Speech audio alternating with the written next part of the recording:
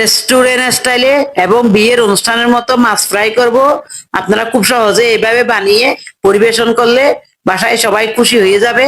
আসসালামু আলাইকুম, কেমন আছেন সবাই? আশা করি সবাই ভালো আছেন। খেতে অসাধারণ লাগে। এরকম রুই মাছ কেটে ধুয়ে পরিষ্কার করে নিয়েছি।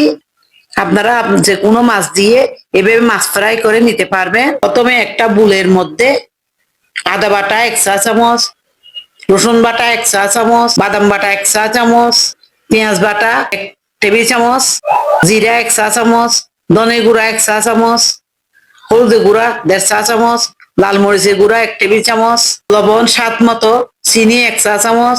চিনি দিলে মাছগুলা খেতে অসাধারণ লাগে। রেস্টুরেন্টে টেস্টি সল্ট দেয়, আমি এখানে চালের গুঁড়া দিয়েছি 2.5 টেবিল চামচ।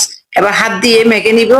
আর একটু সরিষার তেল দিয়ে দিয়েছি 1 টেবিল চামচ। যখন এরকম মাখানো হয়ে যাবে, মাছের পিসের মধ্যে লাগিয়ে নিচ্ছি।